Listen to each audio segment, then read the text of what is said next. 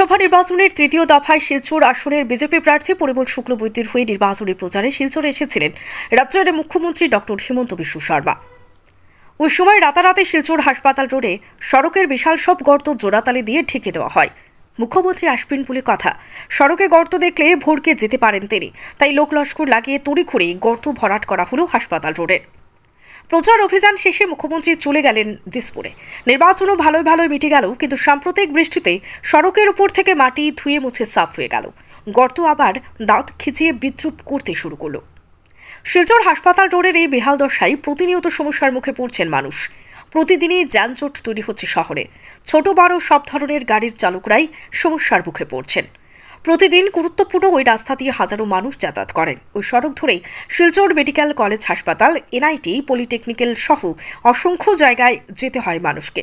ওই সড়কটি শিলচর আইজল জাতীয় সড়কের সংযোগী সড়কও। নিত্যদিন যাত্রীরা যানজটে পড়ছেন সড়কে। ঘণ্টার পর ঘণ্টা ধরে জটে ফেঁসে হাঁসফাঁস করছেন তারা। অথচ এ নিয়ে ভ্রুক্ষেপ নেই রাজনেতাদের। সড়কটির সংস্কারেও কোনো পদক্ষেপ নেওয়া হচ্ছে না। এ নিয়ে আমজনতাও কটাক্ষ করতে ছাড়ছেন না। তারা বলছেন, হয়তো আবার যখন মুখ্যমন্ত্রী শিলচরে আসবেন কোনো কাজে, তখন আবারও ঠেকে দেওয়া হবে সড়কের গর্ত। এই তো বেশ ভালো, চলতে থাকুক এভাবেই। সাংসদ বিধায়করা হয়তো বুঝতে পারছেন না যে এই লজ্জা শুধু শহরের আমজনতার নয়, এই লজ্জা তাদেরও, বলছেন শহরের আমজনতা। Bureau report, Barakbani news network. অনেক কষ্ট হয়, হ্যাঁ, বাংলা রাস্তা চালানো যায় না, মানুষও ডরায় উঠতে চায় না, বাংলা রাস্তার মধ্যে এরকম সমস্যা হয়। আর গাড়ি তো পাল্টি মারবার চান্স নেই, গাড়ি রাস্তাতে খারাপও হয়, অসুবিধা হয়তো, হ্যাঁ হয়, অসুবিধা হয়তো।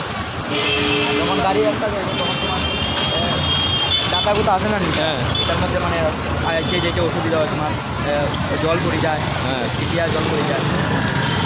সমস্যা তো প্রবলেম, নতুন গাড়ি নিলাম, গাড়িটা ড্যামেজ হয়ে আর টায়ার টুয়ার আপনি এরপরে তোমার সকাল উঠা সব চলে যায়, 1 বছর যায় না, গাড়ি খারাপ। শিলচরের এই কী অবস্থা!